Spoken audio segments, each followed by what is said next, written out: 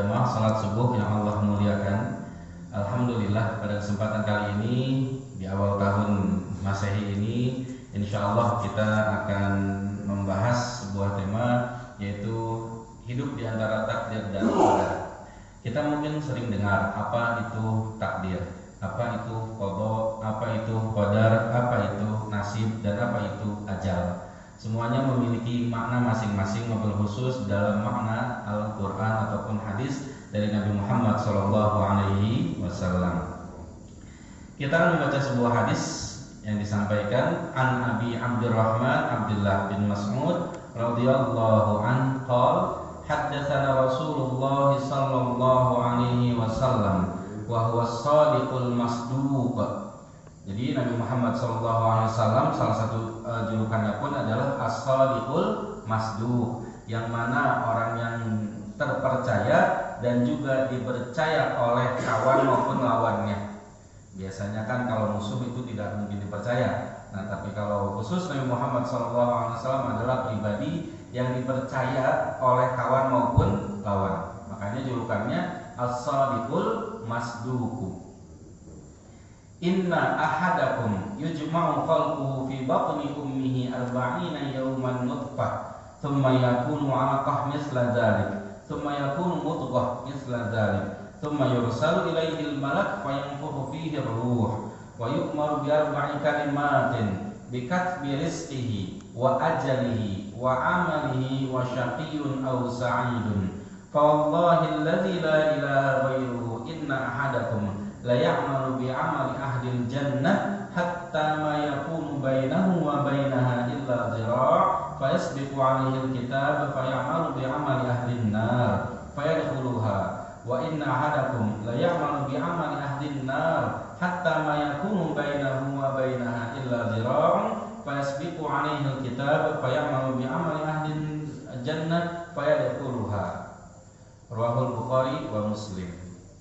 Makna hadis dari Abu Abdurrahman Abdullah bin Mas'ud radhiyallahu an, beliau berkata, Rasulullah sallallahu alaihi wasallam menyampaikan kepada kami, dan beliau adalah orang yang jujur dan terpercaya. Sesungguhnya setiap kalian dikumpulkan penciptaannya di perut ibunya sebagai setetes mani selama 40 hari, kemudian berubah menjadi setetes darah selama 40 hari, kemudian menjadi segumpal daging selama 40 hari, kemudian diutus kepadanya seorang malaikat, lalu ditiupkan kepadanya ruh, dan dia diperintahkan untuk menetapkan 4 perkara. Menetapkan rizkinya, ajalnya, amalnya, celakanya, dan bahagianya. Demi Allah yang tidak ada ilah selainnya, sesungguhnya di antara kalian ada yang melakukan perbuatan ahli surga hingga jarak antara dirinya dan surga tinggal sehasta. Akan tetapi telah ditetapkan baginya ketentuan, dia melakukan perbuatan ahli neraka, maka masuklah dia ke dalam neraka. Sesungguhnya di antara kalian ada yang melakukan perbuatan ahli neraka hingga jarak antara dirinya dengan neraka tinggal sehasta. Akan tetapi telah ditetapkan baginya ketentuan, dia melakukan perbuatan ahli surga, masuklah dia ke dalam surga. Hadis Bukhari dan Muslim. Jamaah yang dirahmati Allah Subhanahu wa taala, di sini kita bisa memahami bahwasanya sesungguhnya takdir kita, ajal kita, rizki kita, dan lain sebagainya telah Allah tetapkan ya ketika di alam kandungan. Bahkan jika kita lihat nanti di sebuah hadis yang akan saya sampaikan di sini, sesungguhnya segala bentuk takdir yang Allah tetapkan kepada kita sudah tercatat 50.000 tahun sebelum langit dan bumi ini diciptakan, Masya Allah ya. Jadi sudah didesain begitu luar biasa. Oleh karena itu kita mungkin sering mendengar bagaimana kisah-kisah, di antara mungkin ada para sahabat, lalu orang-orang beriman ataupun orang-orang kafir yang meninggal, ada yang dalam keadaan husnul khatimah maupun su'ul khatimah. Mungkin saya pernah menceritakan sebuah kisah di mana seorang pemuda yang mana di daerah Jawa Timur kalau tidak salah di tahun 2017-an waktu itu, ketika itu pemuda tersebut ingin menyeberang rel kereta api. Nah, pada saat pemuda tersebut ingin menyeberang rel kereta api, tiba-tiba dia terlihat bingung. Akan tetapi dia tetap melangkahkan kakinya, dan ketika dia melangkahkan kakinya bersamaan pula rel kereta api pun dan tertabraklah pemuda tersebut, terpental beberapa puluh meter hingga mohon maaf ususnya sampai keluar, sampai berdarah pastinya, kepalanya dan lain sebagainya. Kemudian pada saat itu seorang bapak-bapak melihat kejadian tersebut, berlarilah bapak tersebut dan mentalkinkan. Jadi ketika orang dalam proses sakaratul maut itu mohon maaf jangan dibiarkan sendirian, ya. Jangan dibiarkan sendirian, karena sesungguhnya perjuangan paling berat seorang manusia, apalagi seorang beriman, adalah pada saat sakaratul maut. Karena seluruh jin dan setan itu mengelilingi tubuhnya dan berusaha memurtadkan dirinya. Gak kelihatan, Pak? Tuh, tidak terlihat, ya. Makanya saya kurang sepakat, ya, jika ada orang yang sakit hanya ditemani oleh alat-alat kedokteran saja, tidak ditemani oleh keluarganya. Makanya kalau dokter yang ngerti sebenarnya akan ngerti agama, akan nyuruh satu orang yang mana bisa mentalkinkan, karena dokter biasanya bisa melihat, ya, atau bisa mengira-ngira ini mungkin tidak bisa diselamatkan, ini mungkin sebentar lagi, begitu. Nah pada saat proses itu buru-buru orang yang bisa mentalkinkan datang, talkinkan di telinga kanannya dengan pelan-pelan, la ilaha illallah, pelan-pelan banget. Dan itu jangan buru-buru, biarkan dia mencerna dulu. Jadi orang yang dalam proses sakaratul maut itu kan seperti ditebas 1000 pedang, ya, sakitnya luar biasa. Belum lagi godaan setan yang terus membisikinya, ya udah murtad aja, ini sakit loh, mungkin saya bantu. Nanti kalau saya bantu, kamu bisa selamat segera. Itu godaan setan itu banyak banget. Dan pada saat itu pula malaikat pun berkumpul, ya, malaikat pun berkumpul. Sejauh dia memandang, sejauh itu pula malaikat ada banyak sekali, ya, banyak sekali. Makanya dan itu malaikat di atas. Makanya orang-orang meninggal, wabil khusus yang tertidur di rumah sakit ataupun di kamar, itu meninggalnya selalu melihat ke atas begini, karena dia sedang melihat malaikat akan menjemputnya. Kanan kirinya setan, iblis menggodanya. Kalau seandainya dia amalnya sedikit, maka siapa yang membantunya kalau bukan saudaranya, keluarganya? Ya setan saja membantu nanti. Tapi kalau amalnya banyak, maka amal tersebut akan memudahkan dia untuk mengucapkan kalimat la ilaha illallah. Nah masalahnya kita tidak tahu nih, ya, amal seseorang itu banyak atau tidak. Kita pun pribadi masih belum tahu bagaimana nanti akhir hayat kita, apakah amal kita banyak atau sedikit. Oleh karenanya sebisa mungkin ketika ada saudara kita, keluarga kita, ataupun kerabat kita yang dalam proses sakaratul maut, buru-buru temani. Dan orang-orang yang banyak berbicara tidak baik disuruh menjauh dulu. Kenapa? Karena pada saat itu para malaikat mengaminkan setiap ucapan yang terucap di samping si calon jenazah, begitu, ya. Jadi itu harus betul-betul hati-hati. Nah, kembali ke cerita tadi, pada saat proses sakaratul maut, si pemuda tadi ditalkin oleh si bapak. Pada talkin pertama dia hanya melotot saja, melihat kepada si bapak, lalu jangan dipelototin balik, ya, pada saat itu, ya. Talkinkan lagi pelan-pelan, la ilaha illallah. Rasul sallallahu alaihi wasallam bersabda, "Man kana akhiru hayatihi la ilaha illallah dakhalal jannah." Barang siapa yang akhir hayatnya mengucapkan kalimat la ilaha illallah, pasti masuk surga. Nah, pada saat talqin kedua, si pemuda tadi berhasil mengucapkan kalimat la ilaha illallah. Akan tetapi ternyata ketika selesai mengucapkan kalimat la ilaha illallah, pemuda tadi betul langsung meninggal dunia. Artinya dia husnul khotimah, begitu kan? Tapi ketika dilihat dari tangannya, ternyata dia menggunakan salib, ya. Dia menggunakan salib, ini gimana ceritanya nih? Akhirnya si bapak pun mendatangi seorang kiai di pesantren, dan kiai tadi pun langsung bergegas membawa beberapa santrinya menuju ke rumah pemuda tadi. Dan ternyata betul, ya, satu rumah keluarga tersebut adalah orang Nasrani, begitu. Ditanyalah oleh kiai tersebut si bapaknya, "Pak, anak bapak ini meninggal yang menurut agama kami dia dalam keadaan husnul khotimah, dia dalam keadaan terbaik dan calon masuk surga," begitu. Lalu si bapak pun menjawab, "Sesungguhnya Pak Kiai, anak kami ini yang laki-laki satu ini seminggu sebelum wafatnya dia mengutarakan ingin masuk Islam, tapi kami mengusirnya, kami tidak rela dia masuk Islam. Ternyata di masa-masa pencarian pemuda tersebut menuju jalannya Allah Subhanahu wa taala, kalau bahasa hari ini hijrah, begitu, ya. dalam proses hijrahnya pemuda tadi, Allah lebih ridho terhadapnya sehingga dia dicabut dalam keadaan husnul khotimah. Bisa jadi, mohon maaf, bisa jadi pemuda tadi belum pernah sempat menempelkan keningnya di atas masjid, ya, di atas lantai masjid. Bisa jadi belum pernah, ya. Akan tetapi Allah ridho terhadap dirinya dan diambillah dalam keadaan husnul khotimah. Sebagaimana hadis ini menyampaikan seperti itu. Akan ada nanti, ya, orang-orang yang begitu dekat sekali dengan surga, ya, begitu dekat sekali dengan surga, bahkan jarak antara dia dengan surga tinggal sejengkal lagi, ya. Akan tetapi di akhir hayatnya ternyata dia melakukan amalan-amalan penduduk neraka dan diambillah dia dalam keadaan su'ul khotimah. Kita kenal bagaimana Bal'am bin Bawrah, ya, yang diabadikan oleh Allah Subhanahu wa taala dalam surah Al-A'raf ayat 179 yang dikatakan bahwasanya Bal'am bin Bawrah ini adalah seorang sahabat Nabi Muhammad SAW, Nabi Musa alaihissalam, dan juga setiap keadaan-keadaan genting Bal'am bin Bawrah ini sangat-sangat mudah sekali berdoa dan doanya itu diijabah selalu oleh Allah Subhanahu wa taala. Setiap berdoa minta apapun diijabah, setiap minta apapun dikasih oleh Allah Subhanahu wa taala. Segitu dekatnya dengan Allah Subhanahu wa taala, tapi ternyata matinya dalam keadaan murtad. Ya, bayangnya kita saja kalau dekat sama Allah kan udah nikmat banget ya.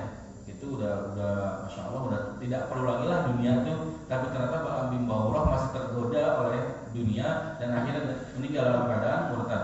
Bahkan diabadikan oleh Allah Subhanahu wa taala dengan hinaan yang sangat hina sekali dalam Al-Qur'an, diseumpamakan dengan seekor anjing, begitu. Jadi perumpamaan terburuk dalam Al-Qur'an itu disematkan kepada Bal'am bin Bawrah, yaitu sahabat Nabi Musa alaihissalam atau muridnya Nabi Musa alaihissalam.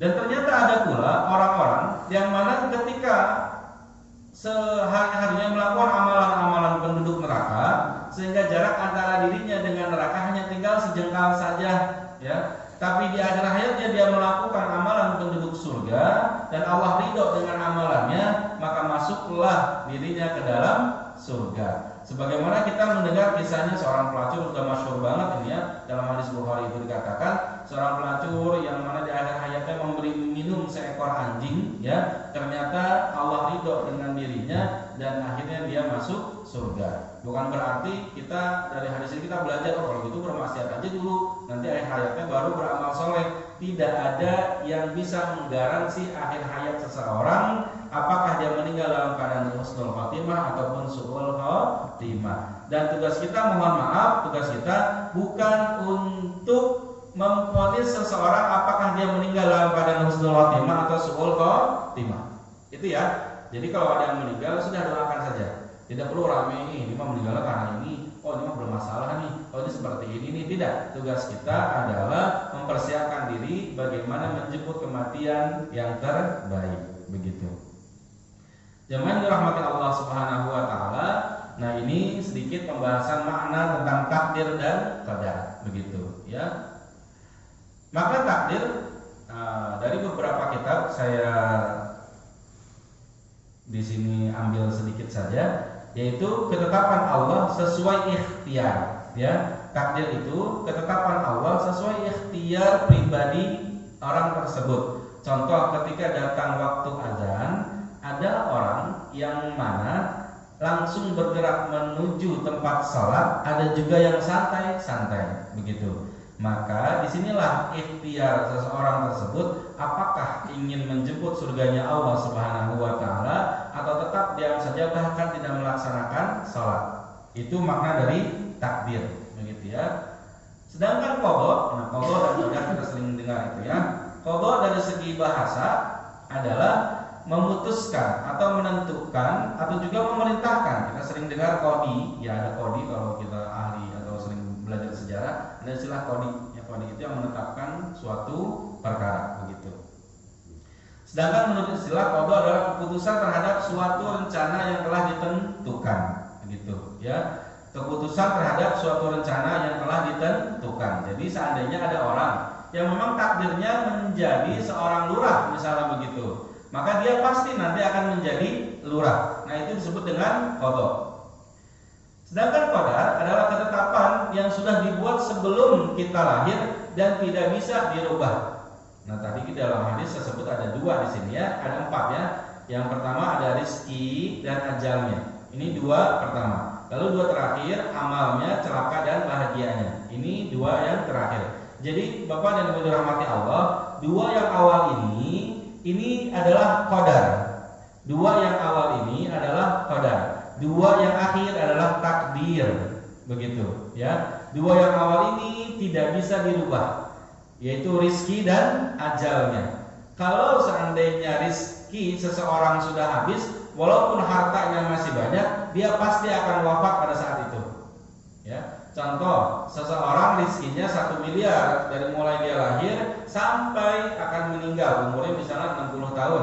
Ketika sudah rizkinya sampai 1 miliar, walaupun hartanya masih banyak, maka dia pasti akan wafat pada saat itu.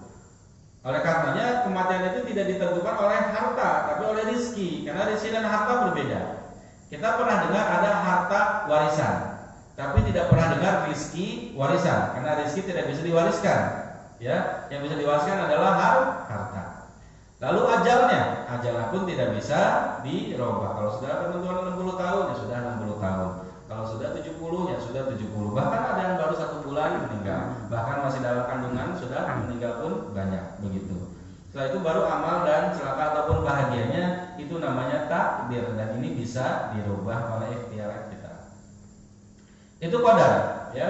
Kemudian nasib, ya, walatan sa nasibaka minad dunia. Allah Subhanahu wa taala berfirman, janganlah kalian melupakan bagian, ya, bagian. Jadi nasib itu artinya adalah bagian. Nasibun dalam bahasa Arab itu artinya bagian. Sudah disadur menjadi bahasa Indonesia nasib, ya. Nasib itu jatah atau bagian. Bagian yang diperoleh sesuai proses ikhtiar, begitu. Jadi kalau kita berusaha, Pak, misalnya kita punya bisnis, kalau santai-santai saja, ya sudah, nasibnya cuma segitu, gitu loh. Tapi kalau dia berikhtiar dengan maksimal, maka nasibnya akan lebih baik, bagiannya lebih baik. Nah, beberapa ulama pun berpendapat bahwasanya qada dan qadar ya sama saja, dia juga tidak ada perbedaan. Tapi saya ambil yang sedikit berbeda. Ada ulama yang mengatakan qada itu berbeda dengan qadar, begitu. Baik. Di sini ada beberapa video yang kami dapatkan, begitu. Ini adalah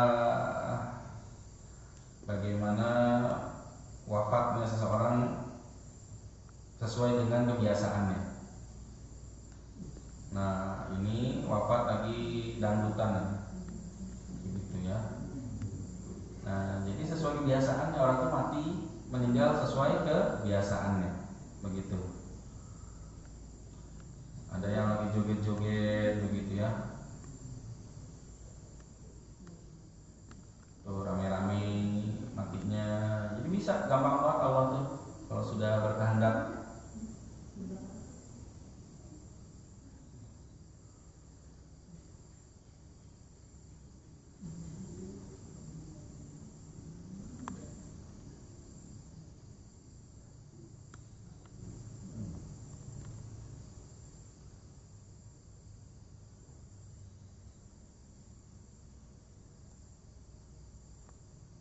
Nah itu pun sama, ini kejadiannya baru juga.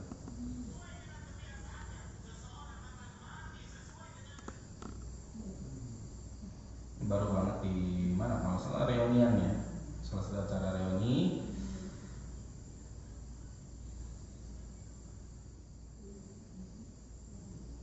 Nah ini yang kematian tentu dirindukan oleh kita semua banyak ya.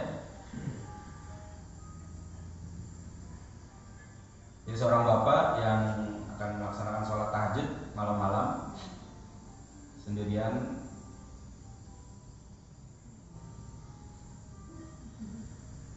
sudah sibuk pada di pertengahan sepertiga malam.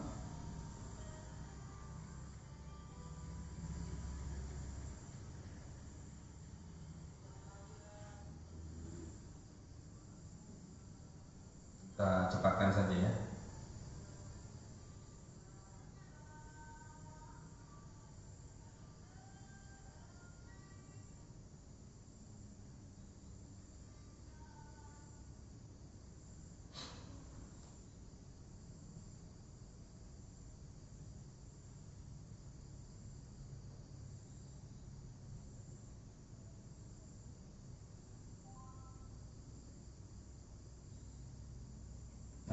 proses sakaratul maut seperti ini.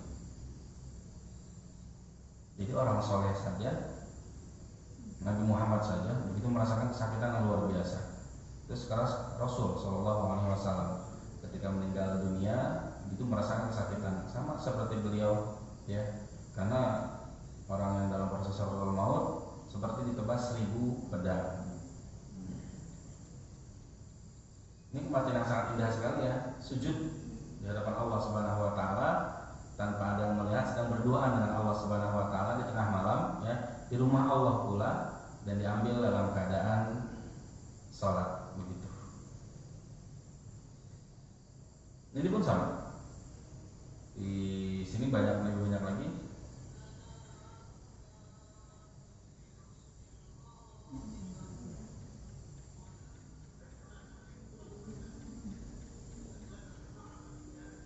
Syekh Muhammad Abdul Latif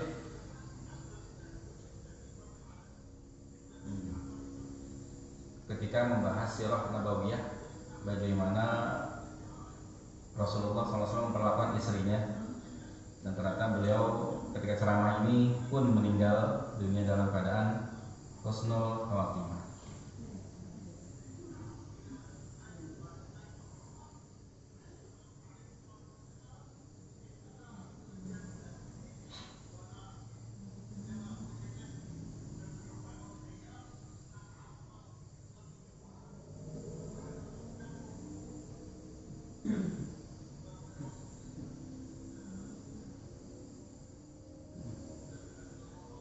La ilaha illallah, kalimat terakhir yang indah sekali. La ilaha illallah sedang ceramah, Masya Allah. Ini Kalimantan Selatan. Seorang khatib sedang khutbah Jumat meninggal dunia.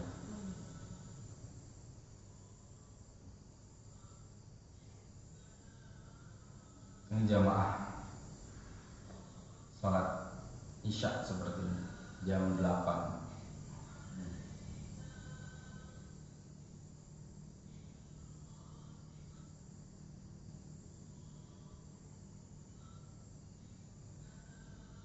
Jadi lagi-lagi kematian seseorang itu sesuai dengan kebiasaan sehari-harinya.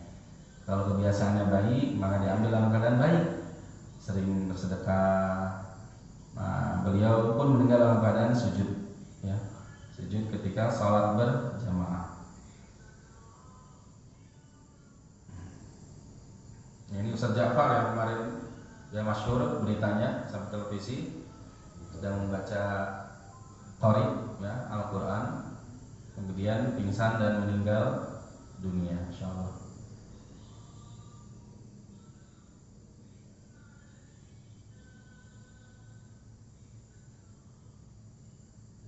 Gitu. Jadi Bapak dan Ibu dirahmati Allah Subhanahu Wa Taala, lagi-lagi maut itu selalu mengintai kita. Aksiru zikroha jamil ladzat, ya, perbanyaklah mengingat pemutus kenikmatannya itu berupa kematian. Nah, apapun yang kita lakukan hari ini tentu harus bernilai akhirat. Jangan sampai selalu melulu bernilai dunia. Karena kenapa? Dunia ini adalah tempat hukuman sebenarnya, Pak Bu. Oleh karena itu Nabi Adam alaihissalam ketika melakukan satu kesalahan, beliau diturunkan oleh Allah Subhanahu Wa Taala di atas muka bumi ini. Dan jika selesai dengan hukumannya atau ujiannya di atas muka bumi ini, maka orang-orang yang beramal saleh akan masuk ke dalam surganya Allah Subhanahu Wa Taala. Sedangkan orang-orang yang beramal salah maka akan masuk ke dalam nerakanya Allah Subhanahu Wa Taala. Kenapa Allah menciptakan surga dan neraka begitu? Karena di sini kita akan memahami ternyata takdir itu terbagi menjadi dua. Ya, takdir itu terbagi menjadi dua. Ada takdir mu'allaq, itu takdir yang bisa dirubah sesuai ikhtiar dari setiap individunya. Contoh adalah kesehatan, ya. Kesehatan ini adalah salah satu takdir mu'allaq. Kalau kita mau sakit, misalnya, ya sudah, tidak perlu menjaga kesehatan. Bawa kendaraan motor misalnya tidak pakai jaket, begitu ya, tidak pakai helm, ataupun kemana-mana tidak pakai masker, begitu mu'allaq. Menggapai cita-cita masuk surga dan neraka itu pun takdir mu'allaq. Artinya bisa kita rubah sesuai ikhtiar dari individu masing-masing. Contoh, ketika di salah satu perang ada seorang sahabat, ada seorang sahabat yang begitu luar biasa membunuh orang-orang kafir. Ya, para sahabat yang lain yang melihat kejadian tersebut terkagum-kagum melihat orang atau sahabat yang satu ini. Lalu bertanyalah sahabat yang lain kepada Nabi Muhammad SAW, ya Rasulullah, ini orang hebat sekali ya Rasulullah, ya sanggup membunuh banyak orang kafir. Bahkan orang kafir sampai jengkel dengan dirinya karena sulit sekali dibunuhnya nih sahabat ini. Ternyata Rasulullah SAW bersabda apa? Ketika dia meninggal nanti tempatnya adalah di neraka. Begitu. Ya, para sahabat bingung bagaimana bisa seperti itu ya Rasulullah? Karena sesungguhnya pada saat dia tertebas oleh pedang, tertusuk oleh pedang, dan pada saat proses sakaratul maut ternyata dia tidak kuat dengan rasa sakit sakaratul maut tadi, dia mengambil pedangnya dan menusukkan sendiri ke dadanya, menjadi bunuh diri. Maka tempatnya di neraka. Wa'iyadzu billah. Begitu. Namun ada juga beberapa sahabat lain, banyak dari para sahabat yang malah bertahan dengan rasa sakitnya sakaratul maut hingga surga menanti dirinya. Bil khusus ketika perang Uhud, ya. Perang Uhud kita kenal dengan Abdullah bin Haram, yaitu bapaknya dari Jabir bin Abdullah, begitu. Abdullah bin Haram seorang kakek-kakek yang mana diabadikan oleh Allah Subhanahu wa taala dalam sebuah hadis yang disampaikan kepada Nabi Muhammad SAW. Innallaha idza kallama ahadan min wara'i hijabin. Sesungguhnya Allah itu kalau berbicara dengan seseorang pasti melalui hijab atau ada sater penghalang. Tapi wa kallama abaka kifahan.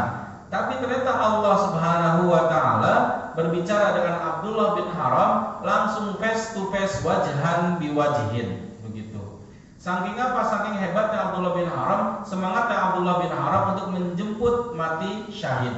Abdullah bin Haram adalah seorang kakek-kakek yang mana perawakannya rambutnya botak, begitu, kepalanya botak dan tubuhnya kecil, begitu. Ternyata Allah ridho dengan dirinya dan dia meninggal pertama kali di perang Uhud.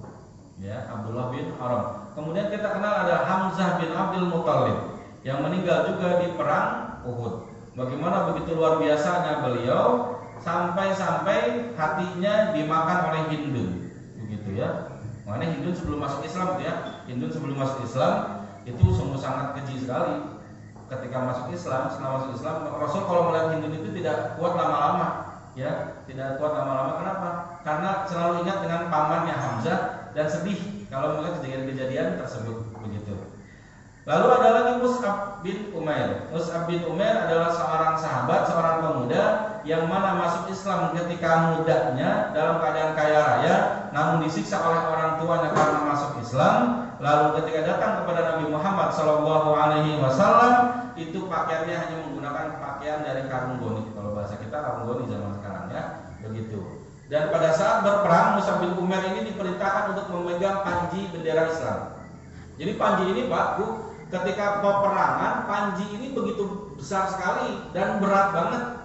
Yang megangnya harus memiliki tenaga dari satu tangan yang luar biasa, satu tangan lagi harus bisa memegang memegang pedang atau jago bertarung, begitu ya. Kenapa? Karena patokannya panji. Dulu itu kalau berperang, ya perang antara umat Islam melawan orang kafir Quraisy, begitu. Kalau panjinya jatuh berarti kalah sudah. Maka dalam perang Uhud yang memegang panjinya orang kafir itu sampai 10 orang. 10 orang yang kuat-kuat dilindungi oleh pasukan-pasukan khusus, begitu. Tapi mereka pun kalah oleh Hamzah bin Abdul Muthalib dan Sayyidina Ali. Begitu. Ketika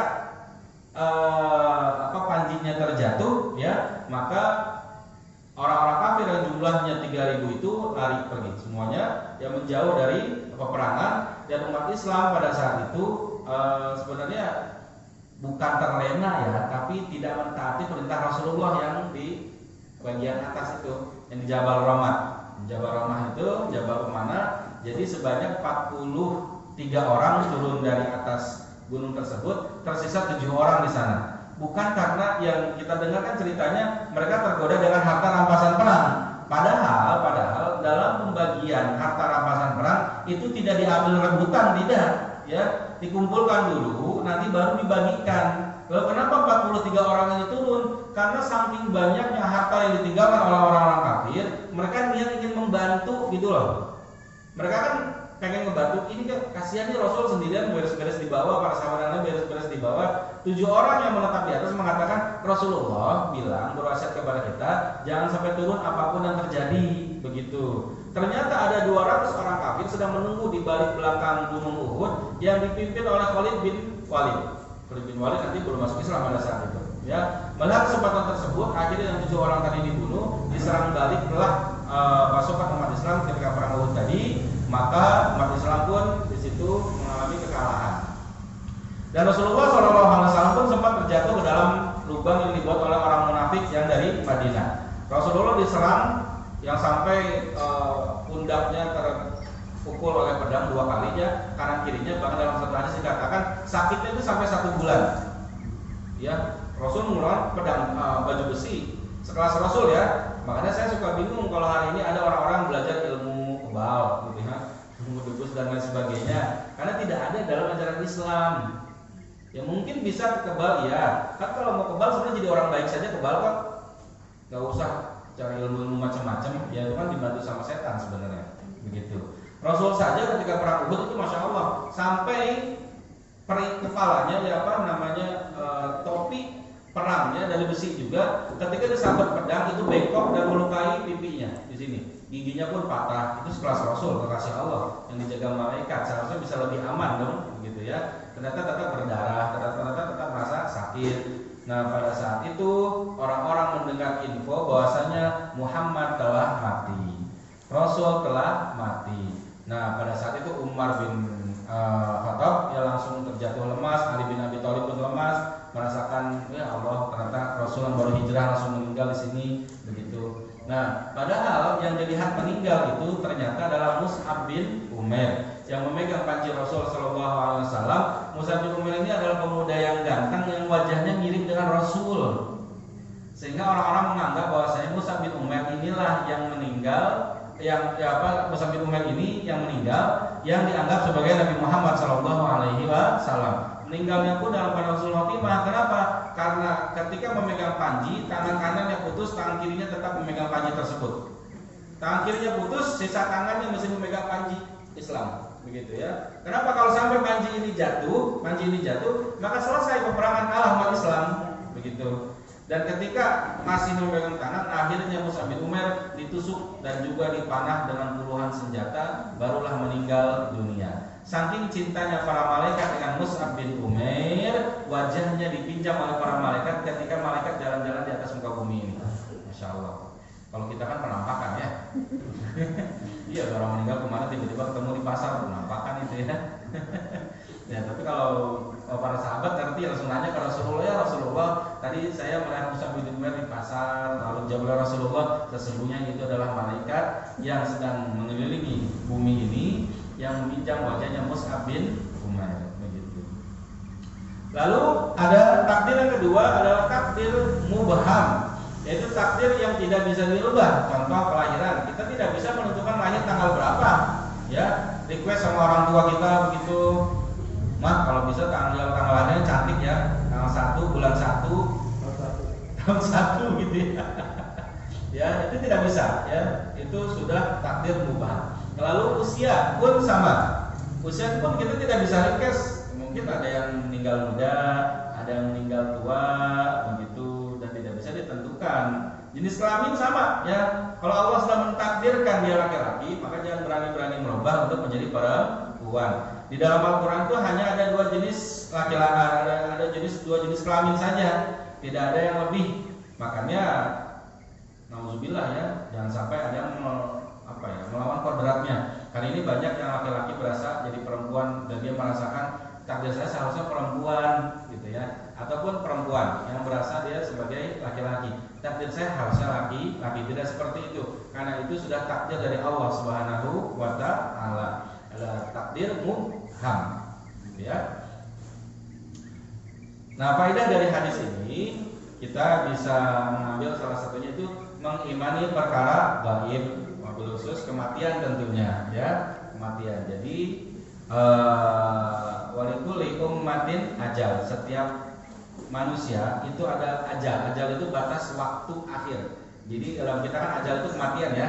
Dalam bahasa Arab ajalun itu adalah batas waktu setiap manusia atau batas akhirnya ya. Dan jika datang ajalnya, maka la yastakhiruna sa'atan wa la yastaqdimun.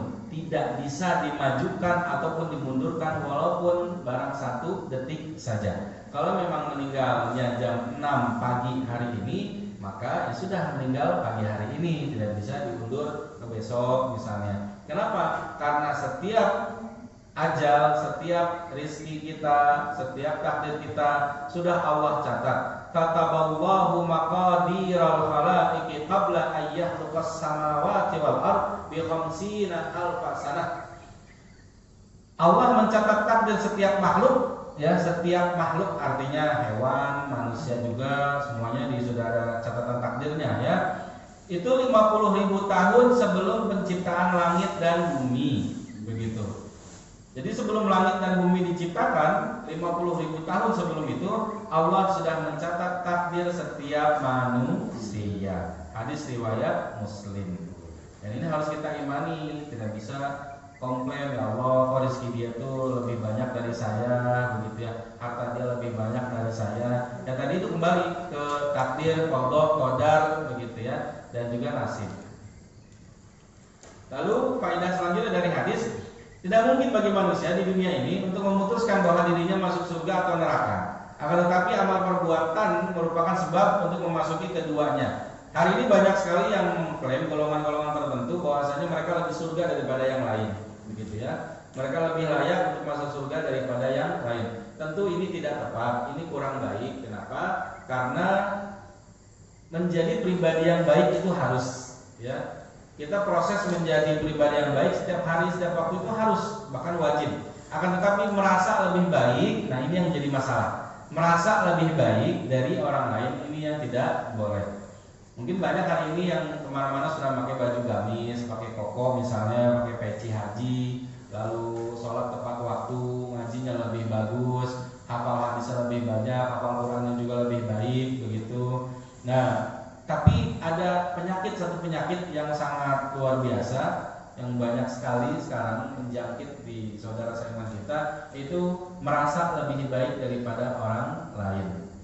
Padahal dia pun sama dulunya, prosesnya awalnya kan dari tidak tahu dulu baru menjadi tahu.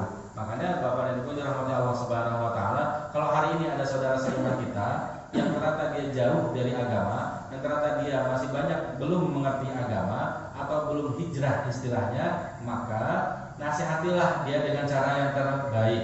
Karena setiap orang yang salah memiliki hak yang sama, yaitu mendapatkan nasihat terbaik dari kita. Sebagaimana Allah Subhanahu wa taala sampaikan, wa tawassaw bil haqqi wa tawassaw bis sabr. Ya, saling menasihatilah dalam kebenaran dan saling menasihatilah dalam kesabaran, begitu. Jadi jangan langsung divonis, kamu mah tidak baik, kamu ini ahli neraka, kamu ini kurang ini segala macam, sholatnya tidak khusyuk. Tidak. Tugas kita bukan untuk memvonis seseorang, tugas kita adalah berdakwah. Berdakwah dengan cara apa? Yang mengajak minimal dengan akhlakul karimah. Dan selanjutnya faedah dari hadis tersebut, amal perbuatan dinilai di akhirnya, begitu. Innamal a'mal bil khawatim, sesungguhnya setiap amal perbuatan dilihat dari akhirnya. Apakah dia husnul khatimah atau su'ul khatimah? Contoh misalnya, Bapak dan Ibu ketika sholat zuhur, ya 3 rakaatnya khusyuk, 3 rakaatnya khusyuk, tapi rakaat keempat ternyata batal. Kira-kira sholatnya sudah sempurna atau belum? Belum. Sholatnya diterima atau tidak? Tidak. Ya kenapa? Karena batal ya akhirnya rakaat keempatnya, harus sholat lagi, kan begitu. Kalau sholatnya diterima gara-gara 3 rakaat yang khusyuk, yang 1 rakaat batal, maka ya tidak ada hitungannya. Karena innamal a'mal bil khawatim, sesungguhnya amal itu dilihat dari ujungnya. Kalau dia khusyuk sampai akhirnya ataupun tidak batal sampai akhir, maka insya Allah diterima sholatnya. Walaupun nanti nilainya berbeda-beda ya tiap orangnya. Tapi kalau seandainya dia batal di akhirnya, maka harus mengulangi sholatnya. Seperti ibu-ibu misalnya, mohon maaf banyak kasus ya, yang ketika puasa dari mulai pagi, dari mulai subuh, ketika jam 5 ternyata datang haid, ya, maka puasanya sudah sempurna atau belum? Belum, harus dikodok, diulangi lagi kan begitu, karena dilihat dari akhirnya, begitu ya. Nah, jadi setiap orang itu dilihat dari akhirnya, orang yang meninggal dunia, begitu ya. Tapi untuk khusus anak-anak, kasus untuk anak-anak, jika anak-anak tersebut meninggal dunia sebelum masa baliknya, tapi syarat dan ketentuan berlaku ya. Si ibunya ridho, si ayahnya juga ridho, maka anak tersebut nanti akan menjadi penjaga kedua orang tuanya dari api neraka, begitu. Makanya anak-anak yang meninggal sebelum masa balik itu sebenarnya harus disyukuri ya. Kita sedih boleh, silakan, tapi tetap harus disyukuri. Kenapa? Sudah punya bekal gitu loh. Tapi jangan santai-santai juga, yang nggak ngaji akhir bapaknya, ibunya nggak sholat, kenapa nggak ngaji? Aman udah ada bekal surga. Enggak begitu ya, tetap harus ngaji dan sholat, begitu. Seperti itu. Lalu bagaimana kalau seandainya bayi ya yang masih dalam kandungan keguguran? Rasulullah pun menyampaikan seandainya ibunya ridho, ya bahasanya ibunya di situ. Seandainya ibunya ridho dengan kejadian tersebut, maka tetap bayi yang gugur dalam kandungan pun akan sanggup menjadi penjaga orang tuanya. Anak-anak soleh ketika diperintah oleh Allah Subhanahu Wa Taala di depan pintu surga untuk masuk ke dalam surga, Allah Subhanahu Wa Taala menyampaikan kepada mereka, udkhulul jannah, kalian masuklah ke dalam surga wahai anak-anak. Lalu mereka menjawab apa? La nadkhulul jannata hatta nadkhula ma'a abaina wa ummahatina. Kami tidak akan masuk ke dalam surga ya Allah sampai kami masuk bersama kedua orang tua kami. Sampai 3 kali Allah Subhanahu Wa Taala menyampaikan perintah tersebut untuk masuk ke dalam surga kepada anak-anak tadi. Akan tetapi mereka tetap ngeyel, tidak mau masuk surga kecuali bersama orang tuanya. Oleh karena itu investasi terbaik adalah investasi memiliki anak yang soleh dan soleha. Karena mereka nanti ketika di depan pintu surga tidak akan mau masuk surga kecuali bersama kedua orang tuanya, dan Allah pun mengizinkan mereka untuk menjemput orang tuanya jika orang tuanya masuk neraka. Begitu ya. Penghuni surga itu ketika menjemput atau memberi syafaat kepada orang tuanya, anak-anak soleh, itu tidak akan tersentuh oleh neraka karena neraka ngerti ini penduduk surga, tidak akan tersentuh. Jadi dia boleh main-main ke dalam neraka, menjemput kedua orang tuanya untuk masuk surga dengan ridhonya Allah Subhanahu Wa Taala. Nanti itu Pak, Bu yang dirahmati Allah, ketika kita sudah tidak bisa melakukan apapun, tidak memiliki kemampuan apapun, yang kita butuhkan nanti hanyalah syafaat, yaitu pertolongan. Wabil khusus pertolongan Nabi Muhammad SAW. Bagaimana minimal cara kita mendapatkan pertolongan Nabi Muhammad SAW? Dalam sebuah hadis dikatakan, man zara qabri wajabat lahu syafaati. Barang siapa yang berziarah ke kuburanku, ke Masjid Nabawi, ya, maka wajabat lahu syafaat. Wajib baginya mendapatkan syafaat dari Nabi Muhammad SAW. Nanti lantas alumna anil naim, kita akan ditanya setiap nikmat yang Allah karuniakan kepada kita. Ada orang kaya yang hari ini masih menahan diri tidak mau berangkat umroh karena mahal di masa pandemi misalnya, padahal punya hartanya. Ada yang menahan diri tidak mau berangkat haji, padahal sanggup untuk berangkat haji plus misalnya, atau haji furoda ataupun haji biasa reguler, begitu. Menahan diri. Namun ternyata mereka akhirnya mati sebelum melaksanakan ibadah-ibadah tersebut, maka mereka nanti akan ditanya setiap rupiah hartanya digunakan untuk apa dan kenapa tidak berangkat untuk beribadah. Mobil khusus, kenapa tidak berziarah kepada makam Nabi Muhammad SAW. Minimal seperti itu kata Rasulullah. Apalagi tambah dengan berbanyak sholawat, mengamalkan sunnah, rajin beribadah yang lain, tahajud, sedekah, infak, maka insya Allah pribadi-pribadi yang tadi akan lebih mudah mendapatkan syafaat dari Nabi Muhammad SAW. Begitu. Kemudian orang-orang yang sudah paham akan takdir dan juga qada dan qadar, hidupnya akan jauh lebih tenang dalam masalah rizki dan qanaah, menerima dengan penuh keriduan karena dirinya yakin bahwasanya Allah sudah memberikan takdir terbaik kepada setiap hambanya, baik yang diberikan kelebihan harta ataupun diberikan kecukupan harta. itu tetap akan merasa qanaah dengan setiap yang Allah berikan, tidak melulu ngejar-ngejar dunia, tidak melulu ngejar-ngejar sesuatu yang bernilai duniawi, ya, akan tetapi dia akan yakin dan juga tenang bahwasanya dunia itu adalah batu loncatan untuk menuju akhirat yang lebih baik. Demikian mungkin apa yang bisa saya sampaikan pada kesempatan kali ini. Semoga ada manfaatnya. Mohon maaf atas segala kekurangan. Hadanallahu wa iyyakum ajma'in. Dan saya cukupkan. Wassalamualaikum